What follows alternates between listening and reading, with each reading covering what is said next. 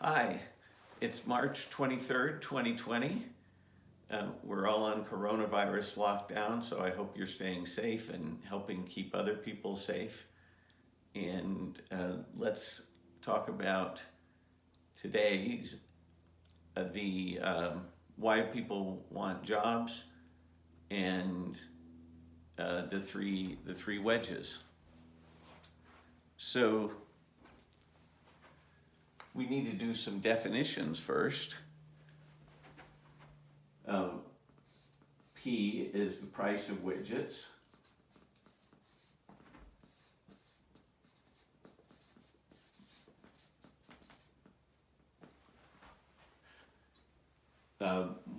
MPPL is the marginal physical product of labor. That's extra widgets, the change in widgets when you change the number of hours of labor. And let's just imagine that that's 10 widgets per hour.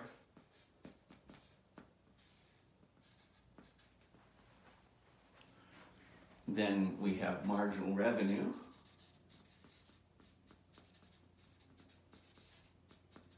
That's the extra dollars when an extra widget is sold after accounting for the fact that the firm might have to cut prices in order to sell that extra widget. Then we have marginal cost, the addition to total cost when the company produces one more widget. Then a familiar concept, marginal revenue product of labor is equal to marginal revenue times the marginal physical product of labor. And of course, the idea is if you put in an extra hour of labor, you get a certain number of widgets, and each of those widgets brings you that marginal revenue. However, the marginal revenue is really a medium run and long run concept. In the short run, when prices are sticky, you need a different concept, which is the marginal cost product of labor. That's defined as the marginal cost times the marginal physical product of labor. In the long run or medium run, where marginal revenue equals marginal cost, the marginal cost product of labor is the same thing as the marginal revenue product of labor. So they're equally good concepts in the medium run and long run. But in the short run, this is a better concept. And it's going to be, for example, it's going to be equal to the wage even in the short run. And let me show you why. So let's think of the following way of calculating marginal cost. One way we can produce an extra unit is by putting in more work hours. How many extra work hours would it take to make a widget? Well, it's 1 over the marginal physical product of labor. So that's number of hours needed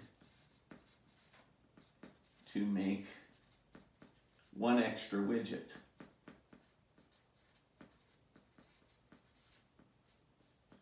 Okay, and then how much does that number of hours cost? You simply multiply by the wage. Okay, this is all in, these marginal revenue, marginal cost, these two, and the wage are all nominal at the moment. So if you need 1 over the marginal physical product of labor hours to make a widget, that number of hours costs you this much. And of course, the number of dollars it takes to make an extra widget is the marginal cost. So now let's combine that with this. The marginal cost product of labor, and notice I'm making no assumptions whatsoever about prices being flexible. The marginal cost product of labor is equal to marginal cost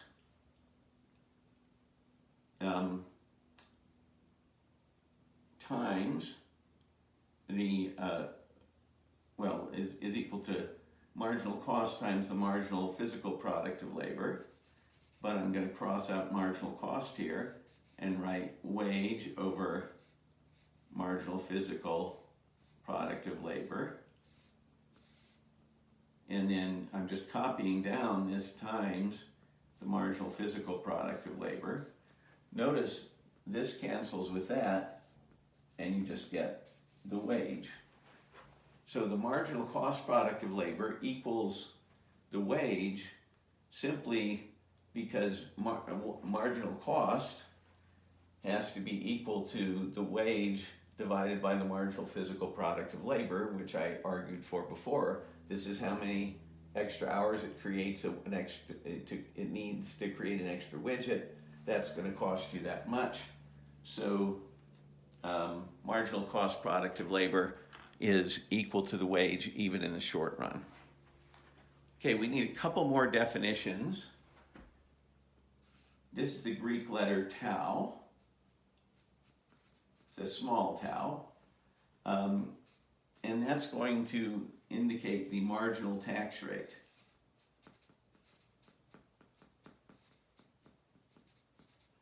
Okay, what's the marginal tax rate? The marginal tax rate is equal to the change in total taxes when you change your income. Might be, for some taxes, it's just labor income. For income tax, it's all kinds of income. So, but I'll just write it as change in taxes over changes in income. Now, it was pretty interesting for me to find out that my tax accountant didn't know the concept of a marginal tax rate. So I had to explain it to him. So it's, first of all, let me say it's really nice having a tax accountant. This is one of the greatest luxuries in my life, to not have to do my own taxes, but it does cost me several $100s to have him do my taxes. But I had to explain to him how to do a marginal tax rate. I said, okay, you've calculated the taxes. Now do another calculation pretending that my income is $100 more. Go through, put that in software and see how much the taxes go up. And if the taxes went up by $33, that would be a 33% marginal tax rate. And of course, 33% is the same thing as 0.33. So you really have to do that. Amazingly enough, the tax software also pays no attention to marginal tax rates. But if you just do it like it really is, and then see what would happen if you had another $100, which you just plug in, then look at the difference. That's the marginal tax rate. So that tells you if you earned an extra $100, how much of that $100 you would keep, or if you earned an extra $1, how much you'd keep. So that's definitely worthwhile. So okay, I've already used this, but W is the nominal wage. And when you think of how to get an after-tax wage, what you do is you say, okay, suppose I am paying 33 cents on the dollar for an extra $1, then I get to keep 67. So it's actually 1 minus tau times the nominal wage, which is my after-tax nominal wage.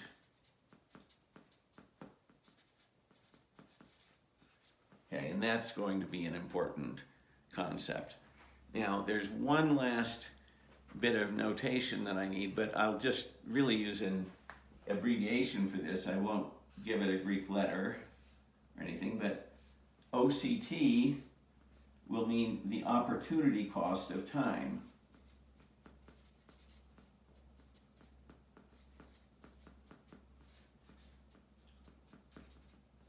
Okay, so what's the opportunity cost of time?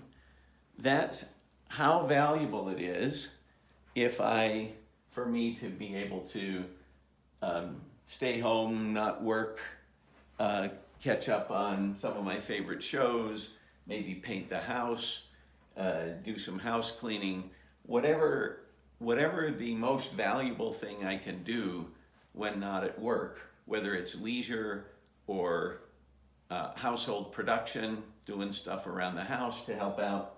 Whatever is the most valuable thing I could do with a little extra time, if I took a bit of time off from work, is the opportunity cost of time. Or for that matter, maybe I'm not taking time off from work, maybe they've laid me off.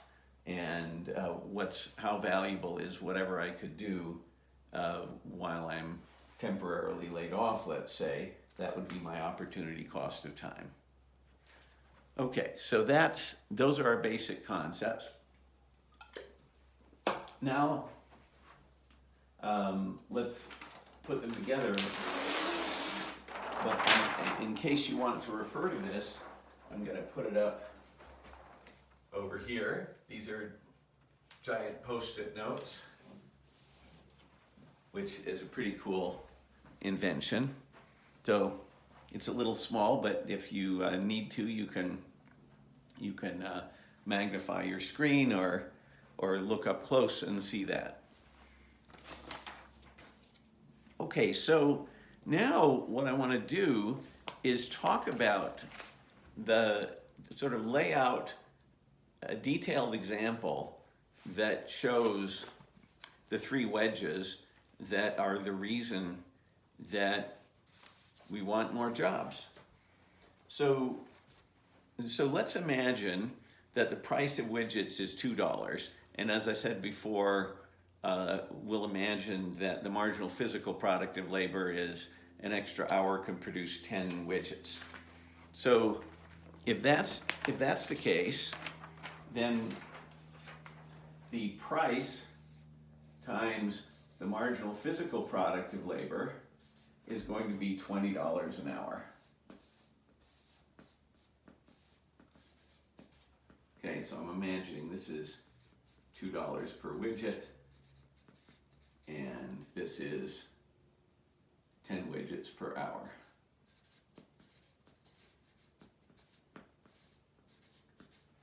Okay, so that's so we've converted. So the marginal physical product of labor to dollars by multiplying by the price. This is quite important because this $20 an hour is the social benefit of an extra hour of work. If somebody works an extra hour, they produce stuff that's worth $20 an hour. Now, you can worry a little bit about, is this really mainly valuable for rich people, and that's why it's worth so many dollars per hour. Let me set that aside. Income distribution and income inequality are very important. I've certainly talked about those on income inequality on many occasions, but for the purpose of what we're doing today, let's think of this $20 an hour as being a pretty good measure of the social value of the extra widgets. Okay, now let's see what the wage is, though. The wage is equal to the marginal cost product of labor. Okay, and let's imagine that the marginal cost, which is in the long run is equal to the marginal revenue, is going to be lower. So marginal cost product of labor is, let's say in this case, is equal to the marginal revenue product of labor, because there has been time for prices to adjust, and this could easily be something quite a bit lower. Let's say $16 an hour. Okay, and so one question for you is what does the marginal cost itself, and the marginal revenue itself have to be to make this $16 an hour? So stop the video for a minute and think of the answer. If this is true, what is marginal cost and marginal revenue? Okay, well, it's going to have to be $1.60 an hour because you can make 10 extra widgets per hour. So anyway, we've got a marginal cost and a marginal revenue that are 20% lower. So one other way to think about it is we have a markup ratio of 1.25, and so that's because this is, if you divide $20 an hour by $16 an hour, you get 1.25. So let me ask another question. This would be a clicker question if we were together in the classroom. If the markup ratio is 1.25, what is the price elasticity of demand if that's a long run situation? Okay, stop the video and answer that. What is the price elasticity of demand to get that markup ratio? Okay, well, the answer is that a price elasticity of demand of 5 would do the trick. And I don't want to get in the way of too much of anything, but if you have epsilon equal to 5, then epsilon over epsilon minus 1 is equal to 5/4, which is 1.25. Okay? And you may not even be able to see that down at the bottom of the screen, but you just take 5 over 5 minus 1 and you get 5/4. Okay, so now this is the wage. We talked about how the wage is always equal to the marginal cost product of labor. In this case, we're talking about a long run situation, so or near the long run situation, so the marginal revenue product of labor is also equal to that. Okay, but now that's, if you've ever gotten a paycheck, you know that the gross wages are quite a bit more than the net wages, and the big difference is taxes. Now, of course, that's more like, if you look at that, you can calculate the average tax rate easily, but remember the marginal tax rate is different. If you earn an extra $1, how much is paid in taxes and how much do you keep? But let me imagine that the marginal tax rate here is 25%. So 1 minus the marginal tax rate is 0.75. Okay, remember 25% and 0.25 are really the same thing. So that's the after-tax wage, and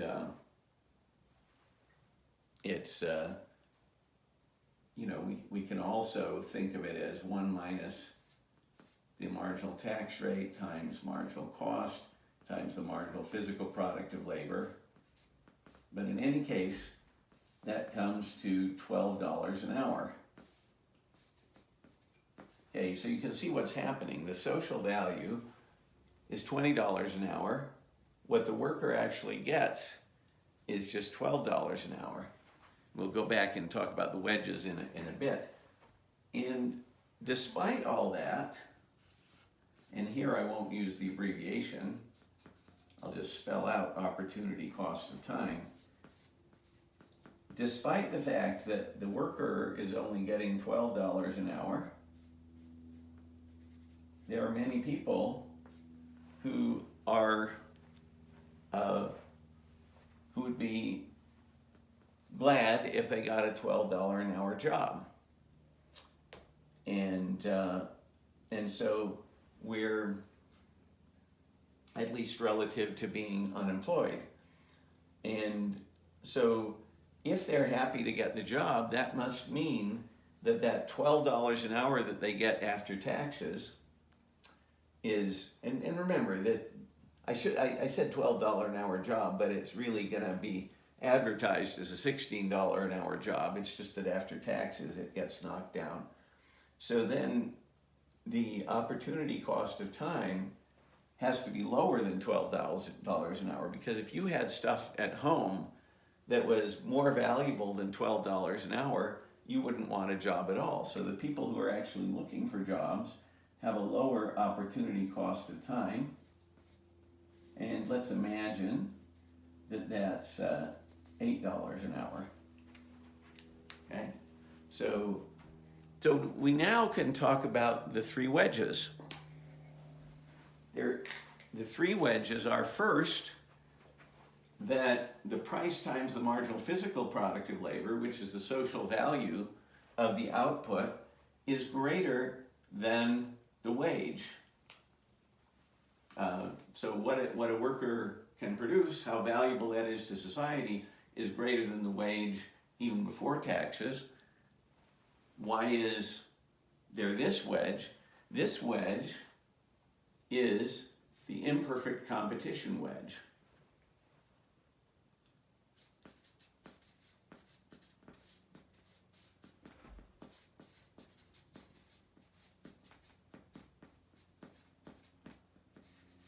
I also sometimes call it the product market wedge, because it has to do with imperfect competition, specifically in the product market wedge, in the product market.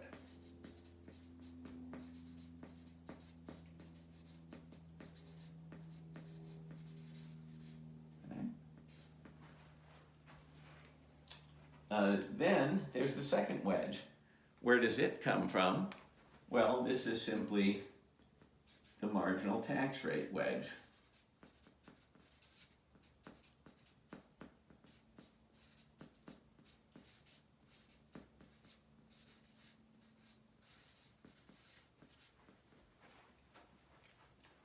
Okay, what the worker gets paid from the company, what the company is paying for the worker, is greater than what the worker actually gets, because the tax authority, the IRS, comes in between.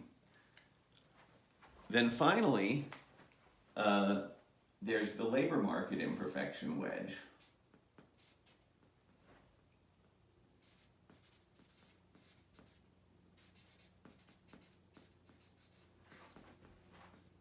And this we'll talk about more. This is the most complicated of the three wedges.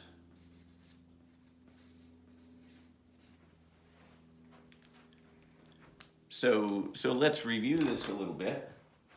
This is the imperfect competition wedge arises fundamentally because a firm can't just costlessly sell an extra widget. They have to lower the price. They have to do some marketing effort. You know, sometimes they get lucky and more people walk in the store, but once whatever's going to happen along those lines happens, if the firm by its own actions wants to sell an extra unit, it has to do something that's costing it $4. Well, that's costing it 40 cents a widget, and you know, it's 10 widgets per hour, so that translates into $4 an hour to sell the output of one extra hour worth. So that's the imperfect product market competition wedge. Then marginal tax rates are pretty easy to understand. People don't like paying taxes.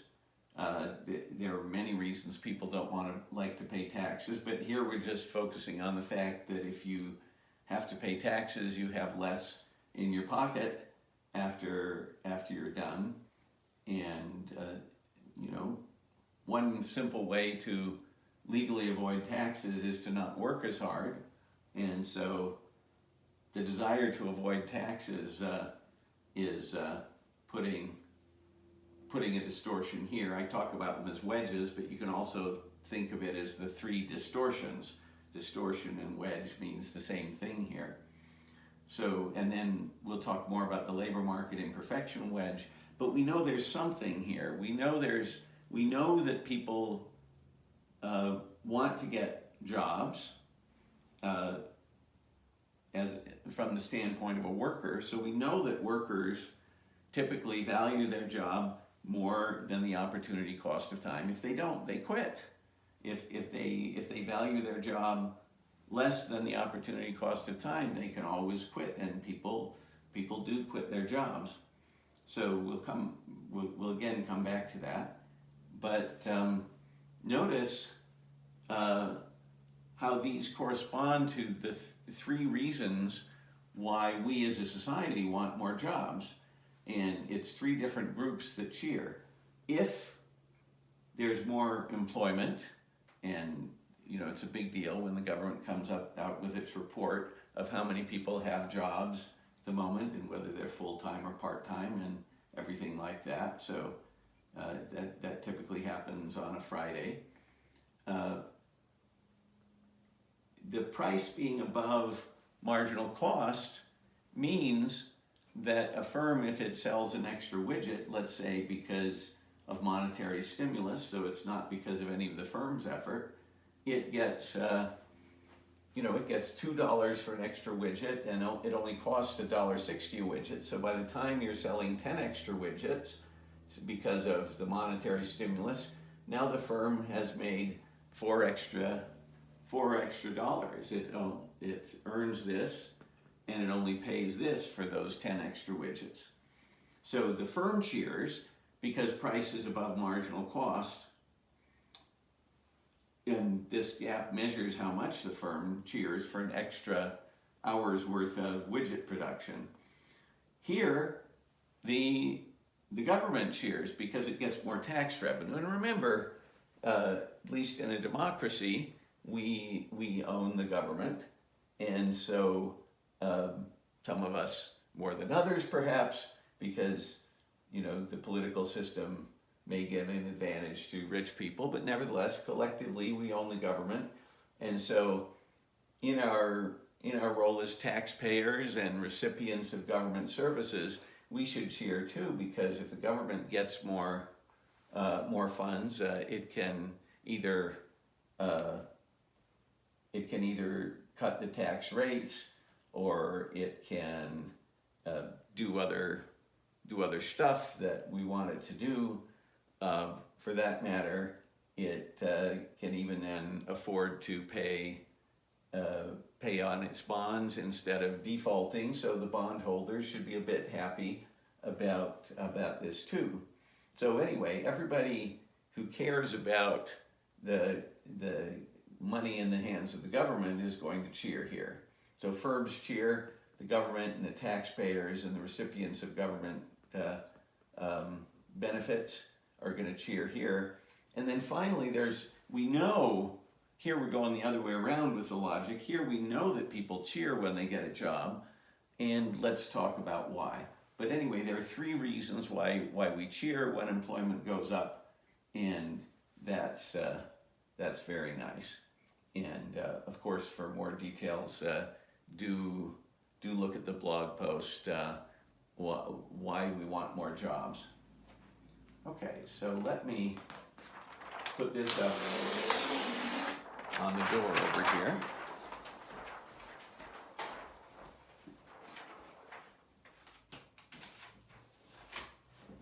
Okay, so I don't know that you can see that very well, but if you really look up close, you should be able to.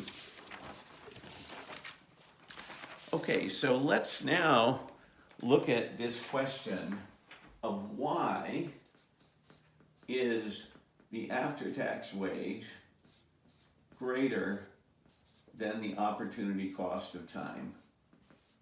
That is, why is it that workers want to get a job? Well, there's several possibilities.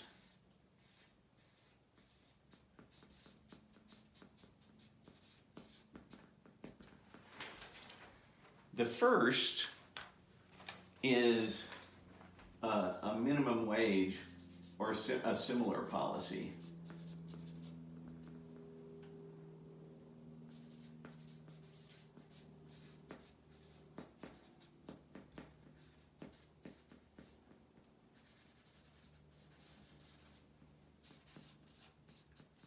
Okay, let me give you an example of a similar policy. I'm not totally up on all the details, but in South Africa, I think at the industry level, they determine a wage in the government is running some kind of get together of workers and firms, and they choose a wage for the industry. But anyway, the minimum wage is not a very big deal for the 50 states because the minimum wage is relatively low. If the minimum wage is raised as much as some political actors would like to, then it'll become a bigger deal economically. But the minimum wage, for example, is a very big deal for Puerto Rico because their productivity, their marginal product of labor, tends to be lower in Puerto Rico, but they have the same minimum wage as in the rest of the United States. The counterpart to the minimum wage in South Africa is also a big deal. So whether the minimum wage is a big deal or not just depends on how high it is relative to the marginal product of labor. A similar kind of thing is unions pushing up wages.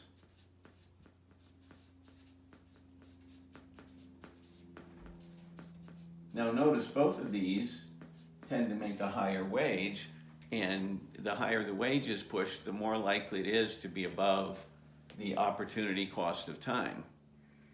Now, I've got to say a few things about unions. First of all, unions do a lot of things. They don't just push up wages. Unions also have an important role in looking for other ways to make workers better off. And some of those ways of making workers better off don't even cost the employer very much. Second thing to say about unions is that public sector unions are dramatically different than private sector unions, because public sector unions, private sector unions, their main weapon is striking, but public sector unions can not only strike, they can try to elect the people that they most want to negotiate with. So if union members put enough effort into elections and getting the votes that they want, maybe they can have on the other side of the table somebody that is grateful to them for helping be elected, or helping that person be elected. And so then if you're negotiating with somebody who owes you, then you can probably get a better deal. And one of the ways that politicians often give unions a better deal is by having very large pensions, which don't have an immediate budgetary cost, but will cost the budget down the road. Now, the last thing I want to say about unions is, if you look at the trends in the United States, first of all, the United States is much, much less unionized than many other countries. In Europe, unions are much more important. But there's been a particular pattern to how the U.S. got that way. In the U.S., you've had, since, say, 1960, you've had a very large increase in public sector unions and a decrease in the private sector unions. So the relatively benign private sector unions, they've been going down, and the more troublesome public sector unions, where they're going to be on both sides of the negotiation if they put in serious election efforts, those public sector unions have been growing, or have grown a lot since 1960. Okay, so so again, all of these things tend to push up the after-tax wage above the opportunity cost of time. The third thing I want to talk about is search frictions.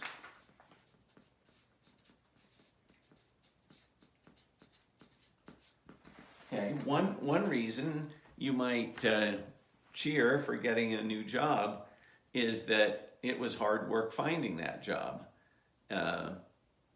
the it's also true that in terms of search frictions, it's also quite important to realize that finding an appropriate worker is very arduous for the firm as well. There's a lot of, if you have to interview 200 people for a position, or you have to somehow screen 1,000 applications down to that 200 people, that's going to be a big effort. I know that when we hire assistant professors, it's a huge effort to figure out who we want to hire, to have them come visit, try to evaluate them carefully. So so that's actually a big deal. Okay, so at any rate, I guess for these purposes, though, we should really be focusing on the search frictions on the part of the worker, all the effort that the worker had to go to get a job. So if they have a low $8 an hour opportunity cost of time, does that make them want to go out and get a job? They might say, yeah, if a job came to me, that'd be great. But, it sounds painful to go searching. And so even if the after-tax wage is greater than the opportunity cost of time, they might not be searching. Now, the frictions on the firm's side are actually likely to push down the wage, and so that is part of the wedge, but it would have come in a different place. Let me actually bring this back for just a minute. Basically, in addition to imperfect competition here, making the wage below the marginal physical, below the margin, making the wage below the price times the marginal physical product of labor. In addition to the imperfect product competition, you have, how tough it is for a firm to find a good worker. The search costs for the firm would add another part of this wedge.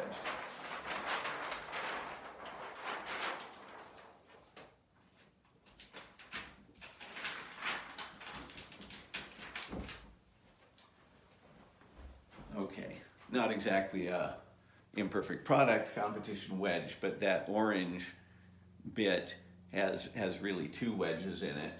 That gap between the wage and the price times marginal physical product of labor has the imperfect product competition wedge in it, and it also has the search friction on the side of the firm.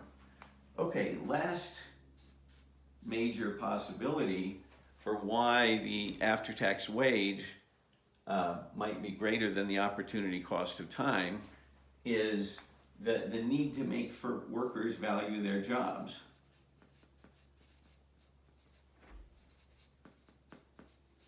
And this is called an efficiency wage story.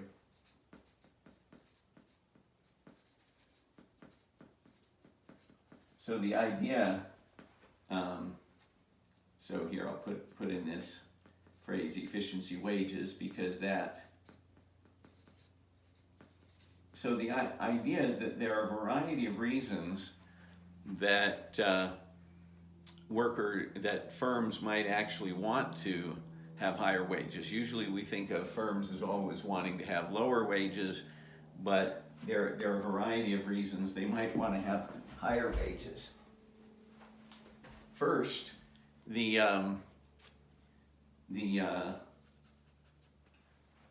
workers may feel grateful for having higher wages, and grateful workers may work better.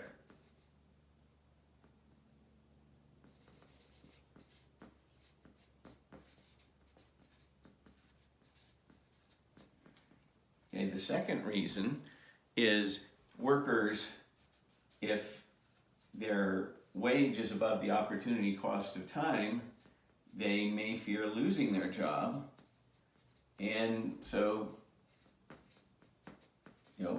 do what the boss tells them, even if what the boss tells them to do is a little bit painful. Now, here we're assuming that what the boss is telling them to do is actually productive, even if painful, and it's a topic for a different day if the bosses are telling them to do things that are not germane to producing more output. So, okay, and I talk about this story quite a bit in the blog post. Janet Yellen is hardly a dove, so I'll put the links to these other blog posts up. Then a third reason why the firm might want to have higher wages is that workers may quit less. Every time a worker quits, it's pretty expensive.